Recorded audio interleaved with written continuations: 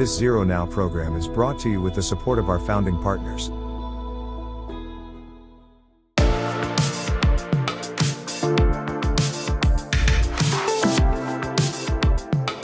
Jump right in. I'd like to introduce our guest today, Kelly Martin. Kelly is with Seminole County Sheriff's Office. Kelly, would you mind just providing a brief background on yourself, and welcome to the program. Hi, good afternoon. I'm excited to be here. As you said, my name is Kelly Martin. I'm a lieutenant with the Seminole County Sheriff's Office. I've worked here for 17 years. During that time, I have worked in a variety of assignments, including patrol, judicial, domestic security. But for the last 8 years, I have been assigned to school safety and security for the Seminole County School District. We have almost 70,000 students and about 8,000 employees in 69 schools across the county. And thank you for having me here today. Yeah, welcome back, Kelly. So it's great to see you back here again. Along with you is Chief Rick Francis. Welcome, Chief. Thank you very much. Thanks for having us. Greatly appreciate it. My name is Rick Francis. I'm the Chief of the Seminole County Sheriff's Office. Like Kelly mentioned, we've been responsible for school safety since 2015. One thing, I've obviously gone through the ranks and starting from a deputy and moved my way up to the chief level. But the nice thing about it is I look at school safety from several different lenses. My experience in law enforcement, but also my prior military experience was a combat and flight medic. And of course, I came out of the business world. And so I try to look at school safety from several different lenses, which has helped me guide our efforts here in Seminole County with the help of my wonderful team. Awesome. Welcome, Chief. We're glad that you're part of this program. And welcome back, Guy Grace. Thank you. I'm a retired school security director, worked in K through 12 in Colorado from 1988 to the end of 2020. I now work for Asa Abloy as a national K through 12 program security manager. I also chair the affiliated group, the National Council of School Security Directors, as on the governance committee. I'm also the chairman of the technical advisory committee for the Partner Alliance for Safer Schools. And it's an honor to be here today. And as the chief said, and the lieutenant stated, I'm coming through from different lenses as well as a practitioner and now as someone who helps our K through 12 stakeholders across the country. Great. Yeah, glad you're here, Guy. And Kelly, we typically have a number of school administrators in the programs that may not be familiar with all of the terms that we toss around when it comes to safety, preparedness, response. How would you define reunification to a school administrator that may not be familiar with the concept? How would you define that term? Certainly. So it's going to basically start with any type of incident that's going to lead us to have to reunify a parent or guardian with their student outside of normal dismissal time. So it can be something small scale, which we usually refer to as a modified dismissal, which takes place on campus. Or like I think a lot of our focus will be on today is going to be that larger scale reunification where you're having to physically take students off campus to another site to reunify with parents. And Chief, what should be included in a reunification plan? Should every school district have a reunification plan? Yes, sir. I think this is one of the areas that, I travel around the country speaking on school safety. And I think we're seeing a lot of school districts who have good intentions about this, but it really are just checking the boxes. And we spend probably more time on the recovery side, what I consider right of bang, than we do left of bang, but trying to prevent stuff. Because I think, you use the Uvalde example as, that individual jumped the fence, was entered the property, that wasn't on anybody's radar. So, if we have that God forbid incident, our job is to recover. And I think there's a lot of individuals who are talking about this recently because I think it's a very big void. And I think if you're relying on law enforcement, we're a little unique in Seminole County because we are responsible for school safety. But if you're expecting law enforcement or maybe emergency management to come in and handle that function for you, I think that's not going to happen the way you think it's going to happen. So this is probably more a school-based function, of course, guided with other stakeholders involved. But at the end of the day, I think that we need to spend a lot more time in this area because it's being missed or just being checked off as, yeah, we have a plan. And they're not exercising, especially not exercising to fidelity, which I know we'll go into a little more detail later on about. And that is often the case, Chief. We have a plan, we check the box. Okay, now move on. And because you never expect the worst to happen in any situation. And Guy, I know you've been doing this for quite a while. I mean, where have you seen the evolution of reunification and recovery going back to the Columbine days? I mean, how has this evolved over time from your perspective? Well, we must emphasize that reunification is maintaining the custody of and the chain of custody of a student and reunifying them with their family and caregivers. I would say too that when its recovery starts, as the chief alluded to, was at the reunification process. And it's important that we establish as K through 12 officials a unified response to unification. And what I mean by that is it's going to take a team to do that. So the lessons learned that I can see in the past, for example, when we had the Columbine shooting, we would think about the evolution of the support that would go to the schools immediately when reunification was taking place. Or, for example, in 2013, when we had a school shooting in one of our high schools, for example, and how much of the resources in the community and determining and creating an interoperability and a plan to address all of those concerns was very important. But I would say it took a team. It was not just the school district, law enforcement, but it also took victims advocates, community resources, churches, other entities that were in the community, and we had to foster that. And that was very important. That starts the recovery process. Chief. Just to add to Guy's comment, I think there has to be a change of mindset when it comes to reunification. Trying to put on my tactical hat a little bit. As soon as the threat's neutralized, however that looks like, then that next second we start recovery phase. Not an hour later, not 2 hours later. That second that threat's been eliminated or mitigated, we need to move into that recovery phase. And what is the first step in that recovery phase? Once there is a threat detected, Kelly, what are your thoughts on that? What is that first step? Assuming that you have a plan in place to execute. Yeah, so I mean, looking historically at some of what we've seen at other schools and incidents, one of the things that, as our best practice that we say is that you need to have a reunification site, off-site, not another school, and you need to have a dedicated trained team to handle that reunification. So you need to kind of have those things stood up, obviously, already, but making sure that, we're not impacting another school site or even somewhere on the school campus. So a lot of times when we're dealing with these situations, if it's something along the lines of a mass shooting, that campus itself is a crime scene. We don't then want to introduce additional people and parents and things like that there. So you need to have an off-site neutral location to take these students and then bring the parents there once you've got everything set up and you're ready to go. And making sure that you have a team that's capable of handling that. One of the first things that we identified when we developed our reunification plan was that schools were previously using their school administrators and staff members as the people that were going to be handling a reunification incident for a school. For modified dismissal, that's fine. But when you have a school shooting or something where there's casualties, those members on that team or on that staff are going to be just as vulnerable and just as much victims, even if they're not physically injured. So we don't want to then put that responsibility on their shoulders. So in Seminole County, we have a dedicated team that handles all of our reunification incidents when they're taken off site. Speaking of Seminole County, Chief, what is an ideal reunification site? What does that look like? Are there certain characteristics? What do you recommend? Yes, sir. For us, and I'll speak for us, and what works for us may not work in another area, but for us, we have found the faith-based organizations, a large faith-based church, for example, as being our best reunification, and we've obviously established MOUs and everything with those sites. We do have one that's large enough to handle all that we're looking for. And to Kelly's point, getting back to recovery conversation, take your largest, for us, our largest high school with, maybe 3,000 students.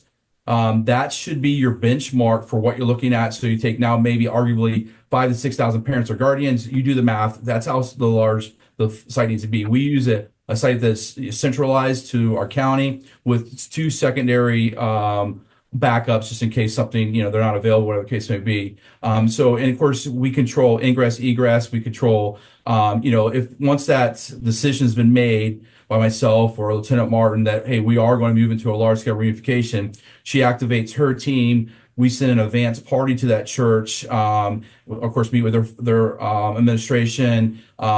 Cease whatever they're doing, and then we will sweep the campus and the facility and turn it into a secure location because you don't want to have one site that's impacted and bring a whole bunch of other kids that are facing this crisis into another area that's not safe. So ingress egress, it has to be large enough. There has to be separation. We've seen a lot of discussion about best practices about separating parties so until they're ready to reunify. And also understanding that in a real world setting of large scale, you may not have parents that are reunifying. So you have to have all those different things. Now, we pride ourselves in drilling down so far on this stuff to try to make sure our mind's gone to where, this thing. And getting back to the prior conversation, I think it's important to understand that you have to plan for that worst case scenario. And then anything less than that should be manageable. And when I say that, for us, we have 69, 70 schools that we're responsible for. Maybe two schools hit simultaneously with catastrophic losses. That's my worst case scenario. So that's what I set the bar for. So anything less than that is an easy day. So I would say too, one of the most important learning experience for us was having incident command and having the school involved in the incident command process. So having our roles and our components defined prior to the emergencies was very valuable. So when an incident arose, we were able to, through the incident command process, to be able to delegate our resources appropriately and efficiently. So as I recall in 2013, for example, I turned into a responder, and then I turned into not the incident coordinator for the overall incident that resided in the law enforcement officials, but the incident coordinator for my district. And as we established incident command, that was absolutely critical because we were able to regulate the resources that we needed for reunification and also the search and rescue that was taking place in the school. That was very important. We weren't coordinating the tactical response, but we were coordinating the transportation, the buses, helping to dedicate the resources. As the lieutenant said, keep in mind in this type of emergency, especially if we're talking an active threat situation, your staff in the school are all gone. Okay, they're not going to be there. They're potential witnesses. They're victims.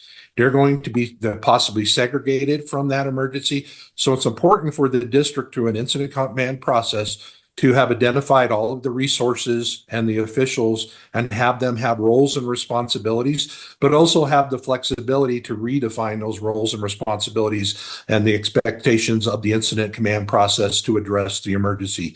That is absolutely critical for schools to do. I would also say too that another thing that we talk about when you select a reunification site, for example, for us, our reunification site was probably 1,200 yards away. But what happened was in that emergency, all of the responders that were coming to that school, unfortunately, our reunification site became part of the incident scene, if that makes sense. So what I would say and suggest to schools is, you have to make it in walking distance, but consider what would be an incident command scene. You don't want your reunification site in the middle of the incident response. And that happened to us. So that was a lesson learned. Yeah, and just piggybacking off what Guy said about incident command and how important it is, especially to make sure that all of your stakeholders are involved. I can't impress upon everybody enough about how important it is to have relationships pre-established before the crisis. You're not going to be able to develop those, on the fly during a critical incident as it's unfolding. So it's exceptionally important that, part of your pre-planning process is getting all of those people in the room ahead of time and having these conversations, because trying to come up and decide these decisions as you're going is it's not going to be effective the day of. On that note, Chief, our last program, focusing on the whole football metaphors, begin the season and everything. Like so, and Jose, sorry about the Dolphins last week. But anyways, so Chief, who's quarterbacking the reunification recovery part of that? Is it the same folks that are in charge of the Unified Command for the response? Is it a different team? I mean, how is that delegated? And what does that org chart look like? So great question. And I'll speak to Seminole counties because we've put a lot of talk into this and stuff like that. So no matter how much it painstaking me to do this, I have to go to the EOC. So we stand up our EOC in this situation with the help of the emergency management folks. So myself or my captain would actually be the incident commander for this situation. Lieutenant Martin in her role would take care of the Family Reunification Center, and other supervisors would handle the incident site. But it's also just to add to this complexity, and Kelly can go over a little bit more of the details, drilled down. But you're looking at 100 to 125 folks that from your district team, for our team that we have standing up to support this situation. But not only do you have the incident site, the school that's been affected, you have now the reunification location. You're likely going to have multiple hospitals that you're sending victims to, that you're going to have to control for law enforcement's sake, and also from accountability from fire rescue and from our reunification, so, and then maybe if there's more related to a threat or prior threats, there might be a suspect's home. And so this, for law enforcement and for everybody involved, this could get very, very manpower dominated. So we operate, as a guy said, a unified command. So for this situation, I would be the incident commander. Lieutenant Martin would handle the incident commander or the area command for that particular Family Reunification Center, and then we'd have a site supervisor unified with fire emergency management at all levels, and of course the schools. To Kelly's point earlier, one of the things that we looked at after Parkland was, we've always stood up and had our principals involved with Unified Command, all the how we operate and stuff like that. But and in reality, they're just as much the victim. So relying on them in this critical incident is probably not likely going to happen. So that's why we have shifted gears to more of this district oversight and expecting the district unify with fire and everybody else in this response model. I mean, there's a lot going on, obviously, and so I mean, Guy, how does communication take place? Communication with parents, communication with other responders, communication with a team. I mean, how is that all coordinated? Well, our lessons learned, number one, I'm just going to bring up some things that are going to be very helpful for other school security directors and school safety personnel and school districts around the country. One of the most important pieces is realize that you must segregate your communications and your electronic or your internet protocols and your security life safety components away from your main network. Lessons learned, for example, when we've had these emergencies, number one is when you have a school emergency, everybody in the world is going to be going to your website, looking to see what happens. All of a sudden, you're going to start seeing your website start being compromised, and your tools that you use for communication on a day-to-day basis are going to be compromised.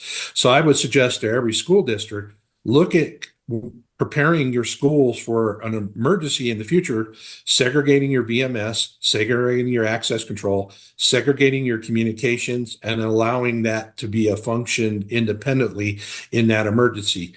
Another piece that I would say and warn people about is be prepared for losing your cellular communications. When these emergencies happen in these situations, you think about it, around a school or in a community somewhere, you can only have a certain amount of cell phones talking at any given time.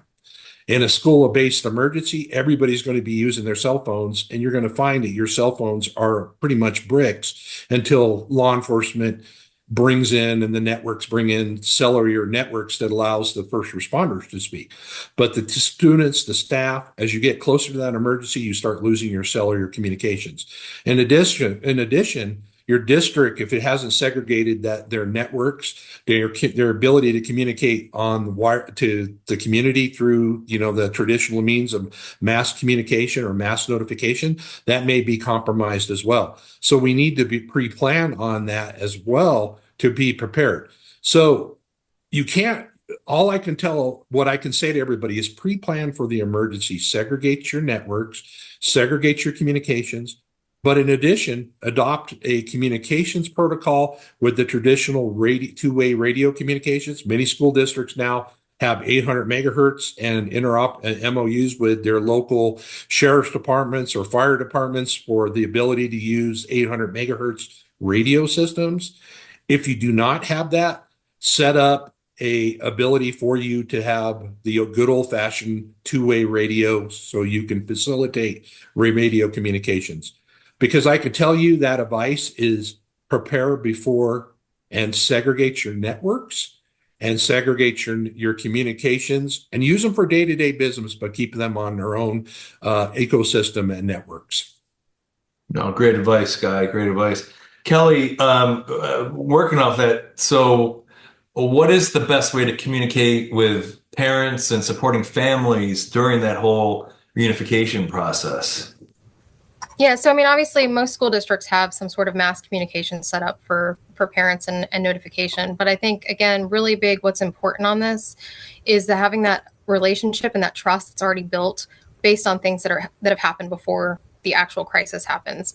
They have to know where it is that they need to be going for information, and there has to be a pre-established relationship from the district side, really fostering that ahead of time, because I think that's where a lot of these other incidents have, you've kind of seen things with mistrust and misinformation getting spread. So having a consistent messages across all platforms as well. So in a situation like this, when it's coming to reunification, that if it's being driven by the school board, if the school board is the one handling that particular function, then that's who the information needs to be shared by. And then all of the other entities need to push parents or the media to the school district and just reshare what they're sharing, as opposed to, changing that message or putting their own spin on it and things like that. Because I think that's where we've seen a lot of incidents kind of go awry, is that there's a lot of misinformation being shared, or, it's kind of like a game of telephone where things are changing along the way. Chief.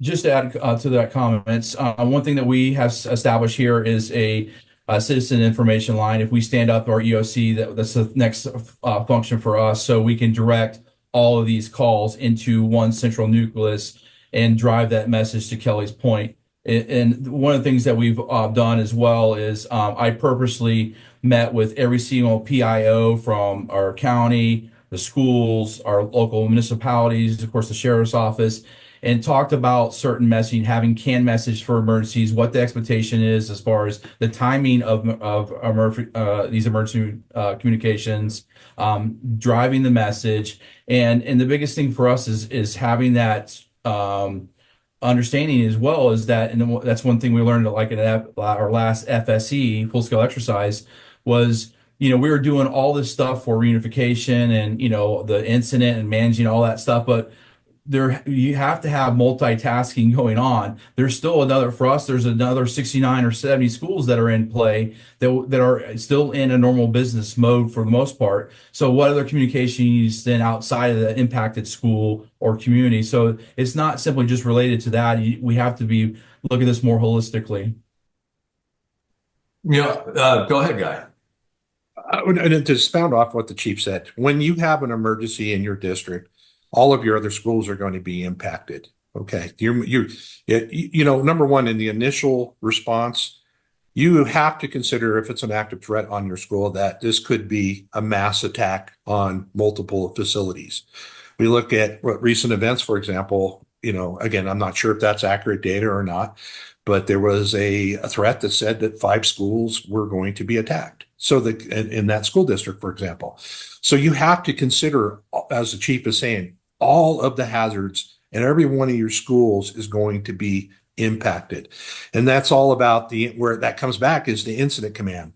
And those expectations of those schools, number one, to help in that emergency, but also two, to help maintain the normalcy that they may not have to pull the resources of fire and police to other incidents in their schools, because they have to be ready and be able to deal with the situations, because they may not have the resources that they typically would have available because they're all at that other facility and the reunification centers.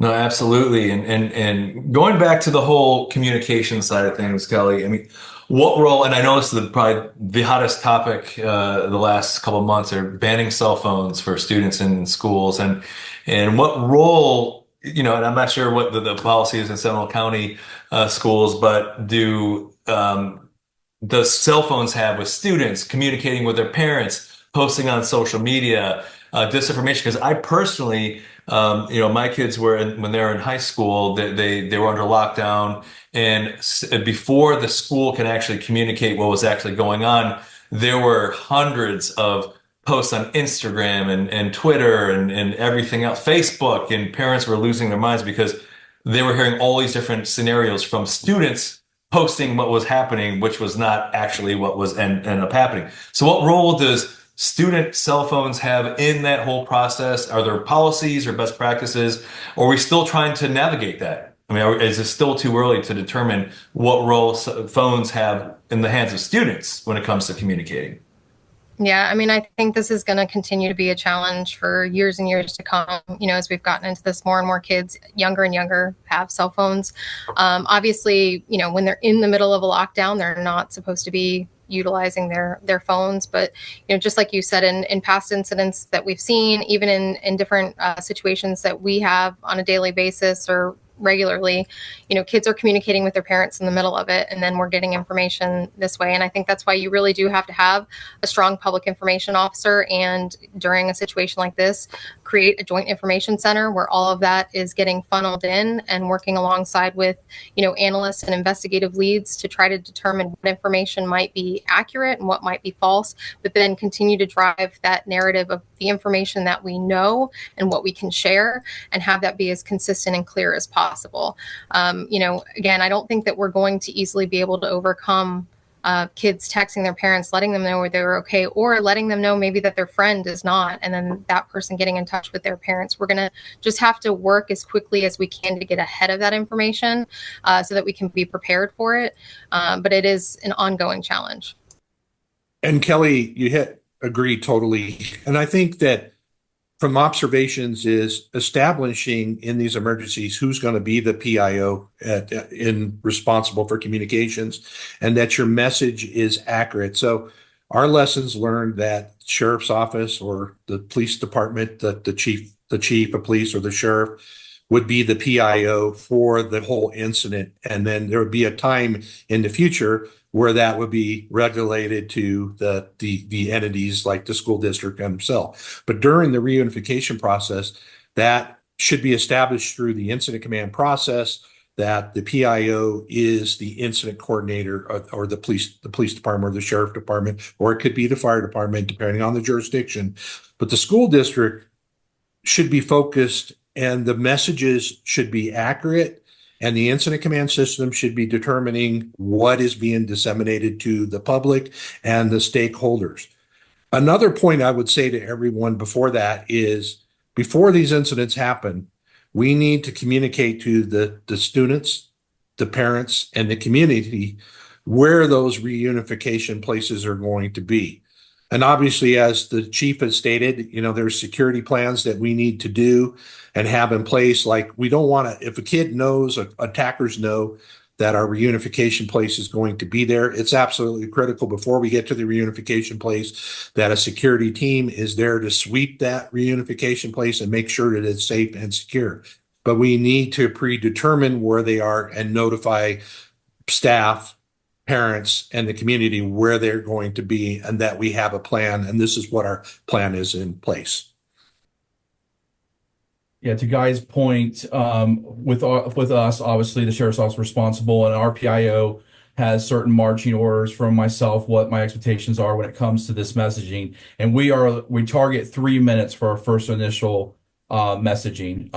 And then they're going to set their smart device to every 15 minutes. We're continuing that notification, hopefully improving the information as we verify and stuff like that. The first initial may be active threat, ABC Elementary, stay clear of the area, law enforcement, first responders responding, stay tuned. And then as that goes on, next third, fourth, 15 minutes, that message get a little more important and more specific, no longer a threat, whatever the case may be. And then we jumped after the first hour, we move into hourly updates. And then within 4 to 6 hours, we're going to have our first press conference. And we already have all that preset. There's canned messaging already pre-established at the school level, at our level. So that way we can avoid a lot of this stuff. And to Guy's point, there has to be a lead agency that takes the control of it and then drives that message. And then, of course, once that initial press conference comes out, you're coming out unified in your response and in your messaging. Yeah, I mean, lots of considerations when it comes to communications.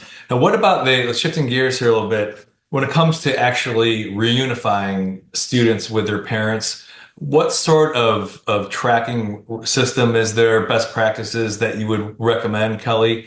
For example, is there software? Is it having note cards, using stickers? I mean, what is the practice that you would recommend to administrators? Yeah, so there are a lot of digital platforms out there that have a function for reunification.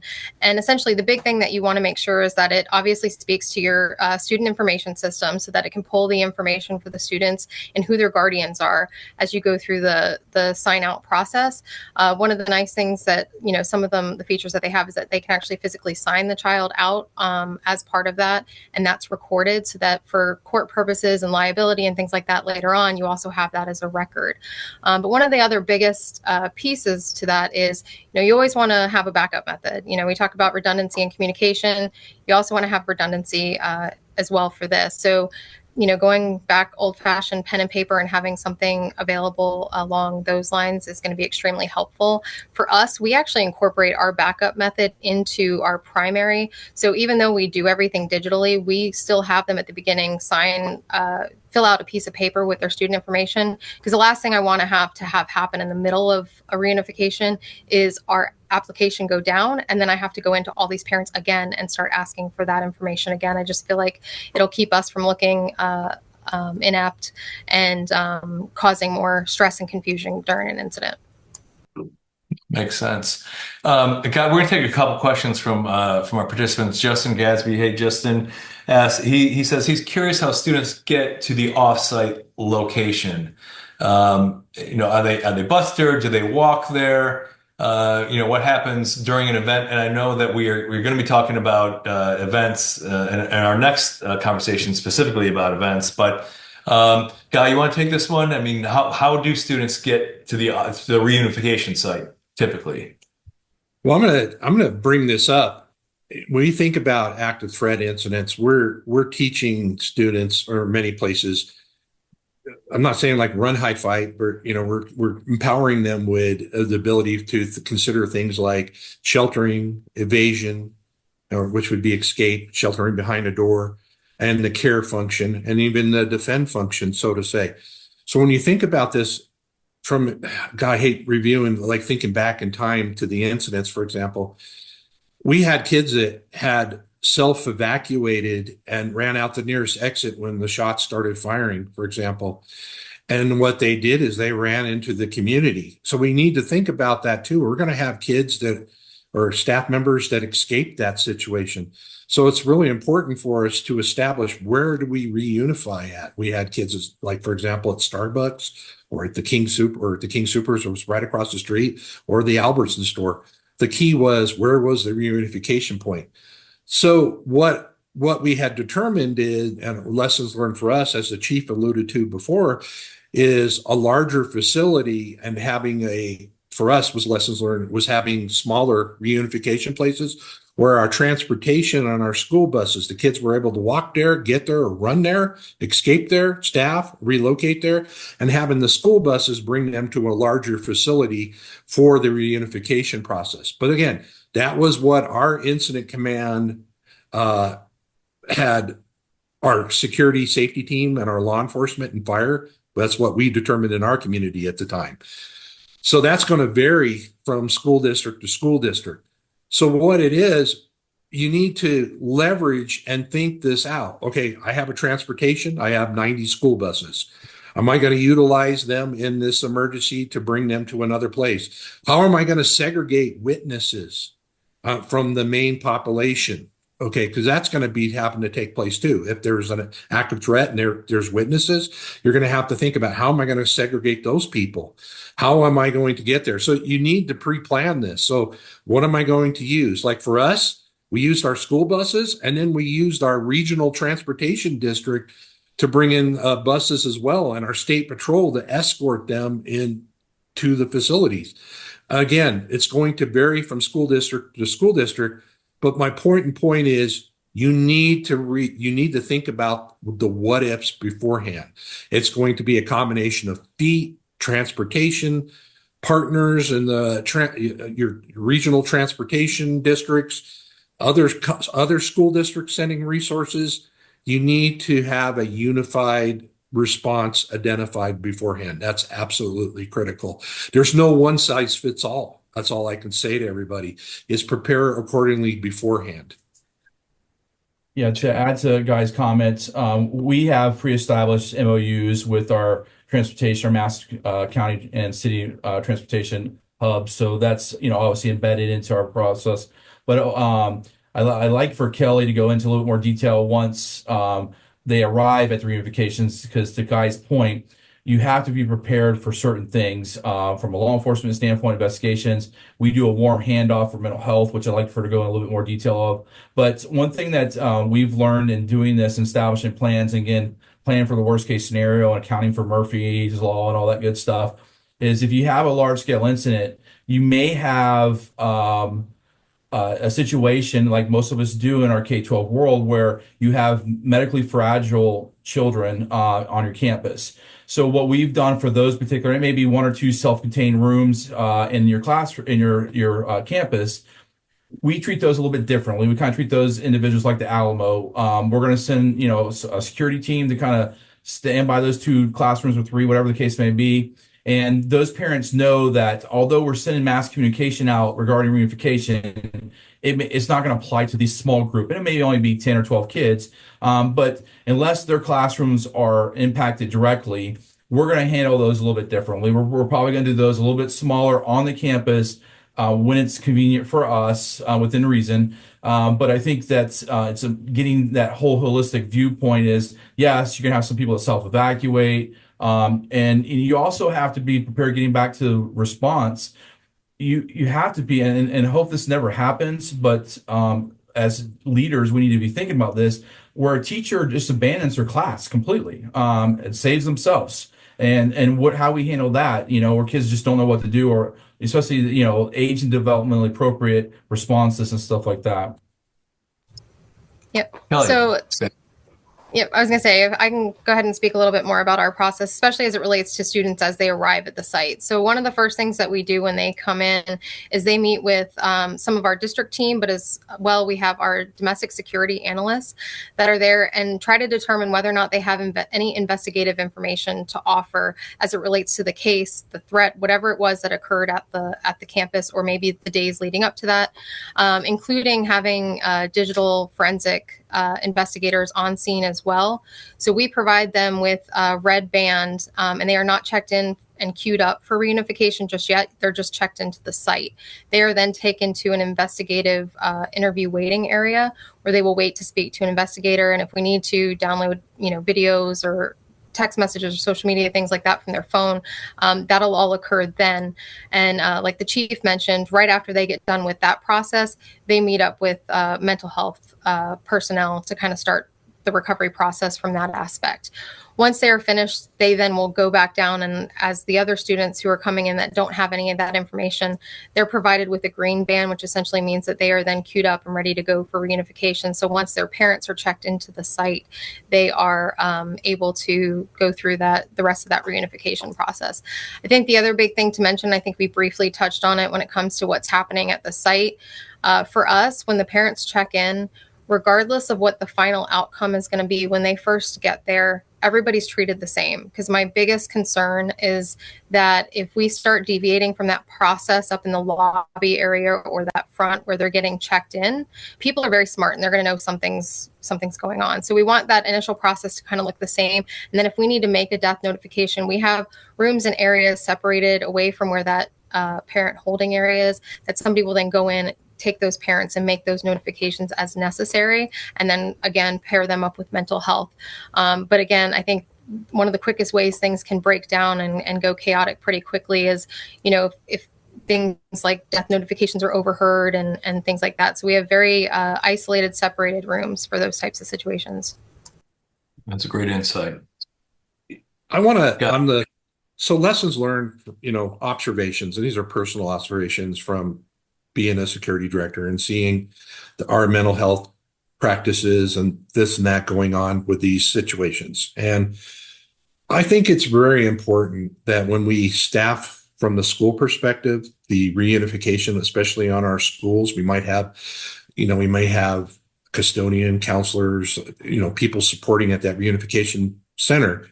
We need to be prepared with psychological first aid. Okay, after those kids are interviewed by law enforcement, put down into there, we need to be able to listen, protect, and connect and model, and then most importantly, teach after this. Where I'm going with this is, before in 2013, the psychological first aid had a tremendous impact on the mental health of those, everybody, as the lieutenant stated there. There are so many, my kid's not here yet. I presume he or she is dead. There's going to be a lot of panic. So we need to be listening, and we need to be listening and empowering our volunteers or the people assigned from the school district to be prepared. So I would say to anyone, I would recommend this, and I pulled this up in 2019 and I revisited it. A really good resource, a good 2-pager, was from the Student Health and Human Services from the Los Angeles Unified School District.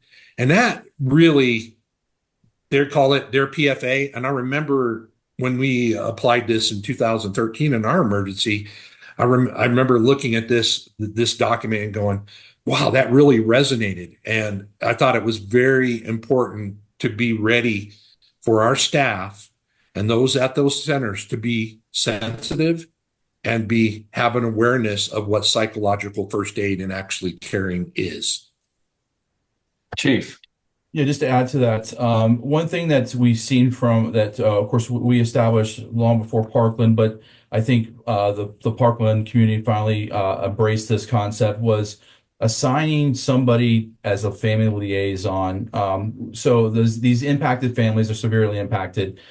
Getting somebody, it doesn't have to be law enforcement, it could be a school district personnel, it could be a mental health person, whatever, just a single source that you can attach to the family, so that if there's a question about media, there's a question about a picture of the child, any of those things is going through one person. And, there's so many horror stories. I listen to, parent after parent after the Parkland incident, get in front of the MSD commission and talk about that, and just the lack of empathy and lack of understanding from this thing. And cops are sometimes the worst when it comes to this stuff. But if you give that, there's no reason for a family to be asked 3 or 4 different times for a picture of their child, or whatever case may be.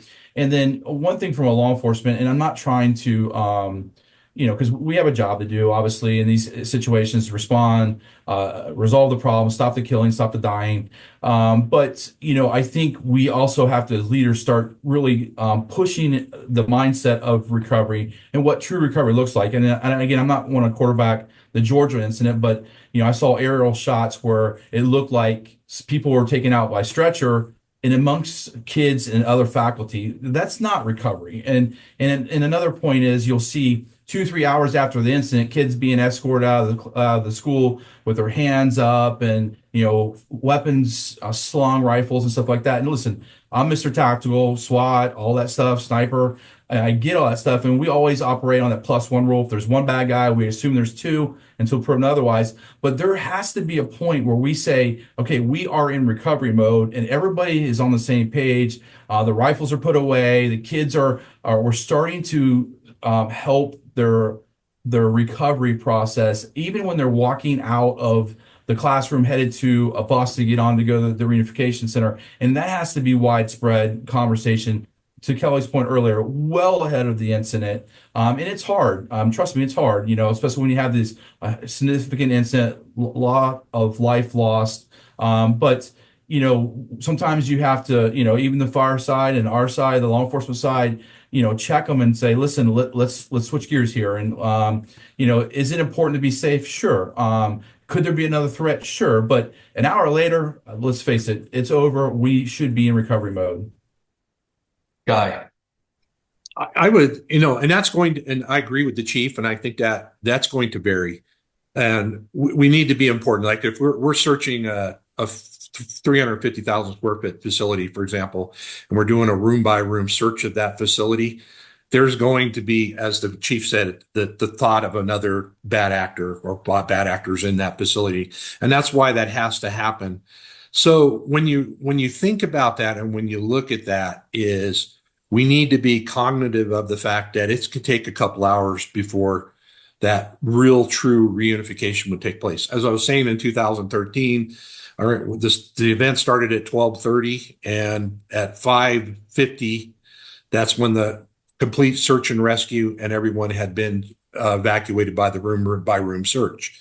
It's going to vary by incident, but I want to point out too that there's going to be other considerations, not just reunification for the school district, but it's also going to be crime scene security. We're going to have to secure that facility for the crime scene and the investigation. So we're going to lose that facility or that area for many days. And it's not just about people's recovering.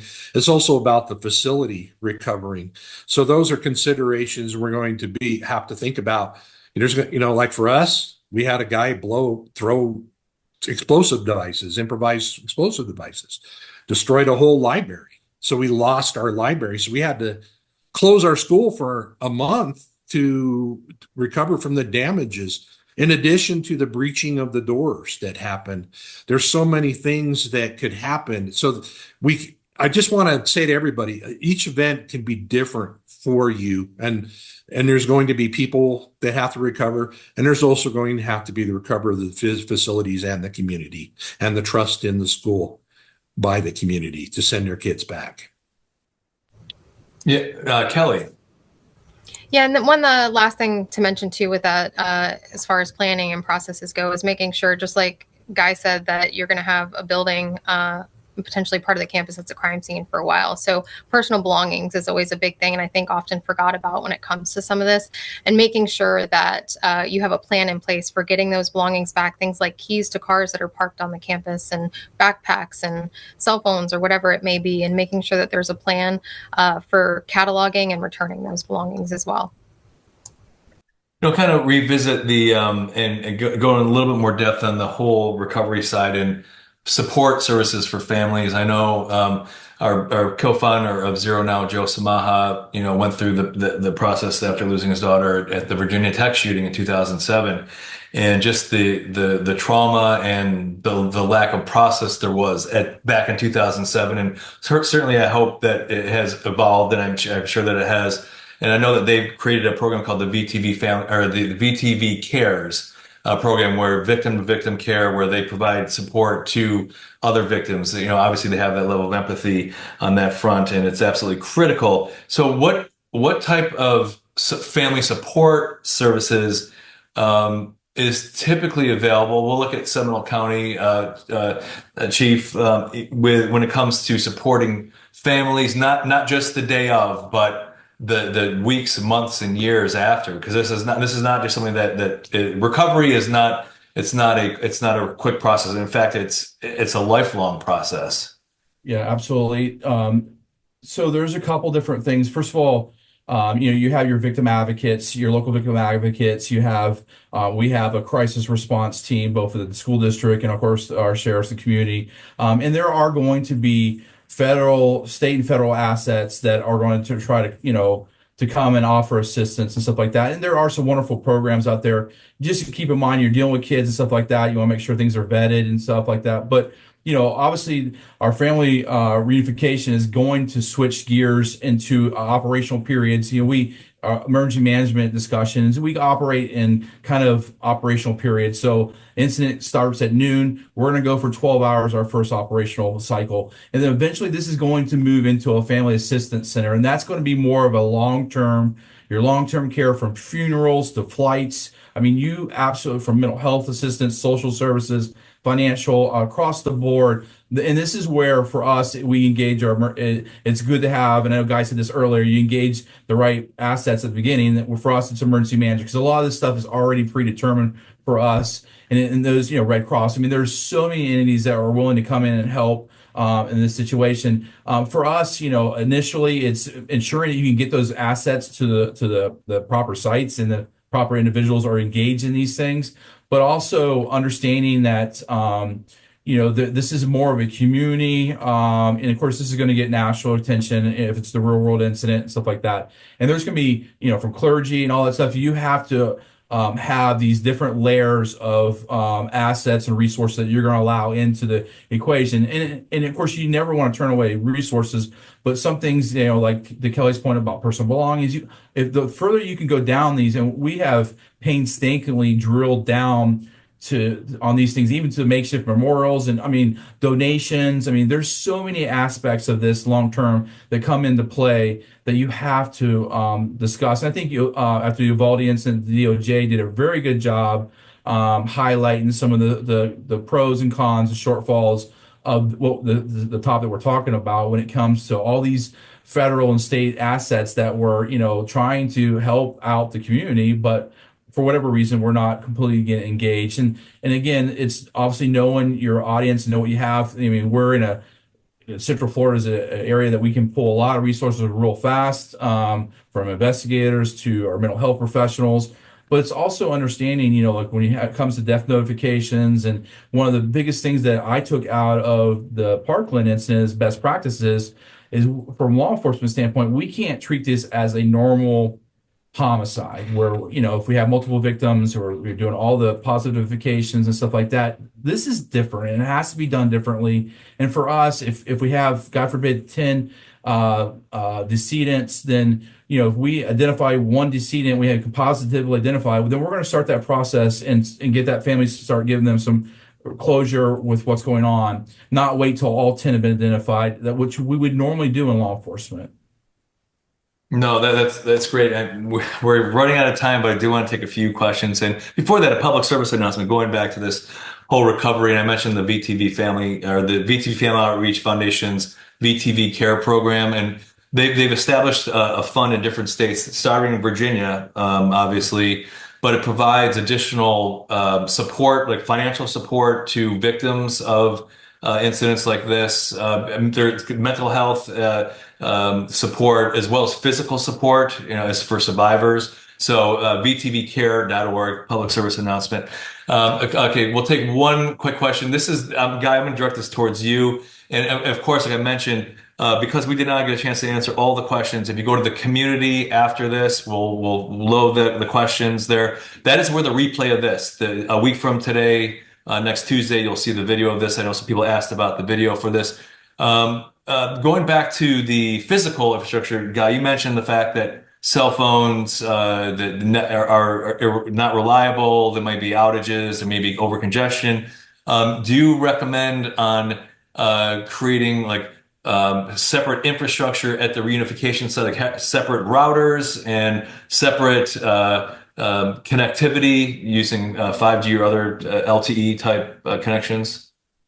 Exactly. What I recommend is the first of all, start with the basics of radio communications. When we look at two-way radios in K through 12, establish with your partnerships, with your law enforcement, getting 800 megahertz in each of your schools. Have your school have, I'm not saying every staff member, I'm saying when you have a safety team at your school, which is a leading practice, having a safety team, an incident command team, having that ability for the front office to communicate with other responders and the rest of the district is absolutely critical. What I also meant by segregating your network, for example, is residing all of your life safety components, your access control, your video management system, your mass communication, mass notification, having it segregated from your learning environment is absolutely critical. So when an emergency happens, you're going to lose those other sections, but you're still going to have your segregated life safety security components up and running and functioning. That was a lesson learned for us when the emergencies happened later. Having that segregation was absolutely critical because we didn't lose our cameras and we kept our access control running and we were able to communicate, and that was absolutely critical. I will share a observation link that I wrote in 2019 to folks about that. Plan on updating it again for 2024, but 99% of it is still applicable for today's situations.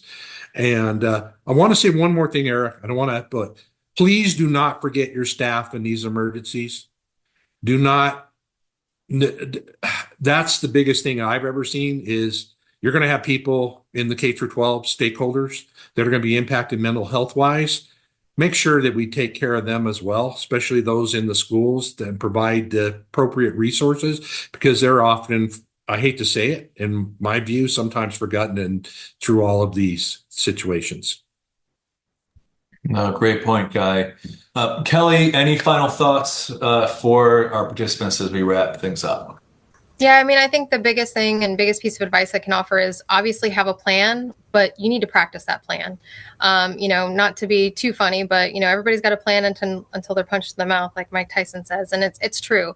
You don't know what you don't know, so if you don't practice it and actually figure out, like, is this going to work in real life, not just on paper, you're doing yourself a disservice. Because as many times as we've run full-scale exercises and tabletop exercises, there's always little things that we pull away from that, and we make changes based on that information. So it's very important. Thank you, Kelly. Chief, your final thoughts, words of wisdom for our guests or attendees today. Just thanks for having us. I think it's a great topic. I think this is something that needs to get a lot more attention. For me, it's just plan for the worst case scenario, the very, very worst case scenario. And then if you got a good plan, you've drilled it all the way down, and you have the right stakeholders involved, everything else should be an easy day.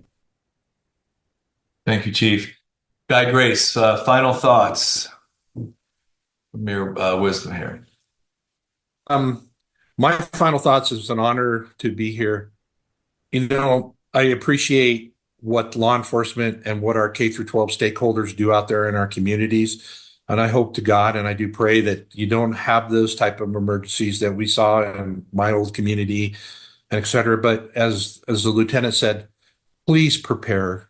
Don't say it's not going to happen here, because it can, and be prepared. I'll say to you all, everybody here, you might find one practice that you might, when you prepare, you may not use everything accordingly that you plan for, but then you'll find that those tools will overcome the challenges as they arise, and you might find other purposes for them.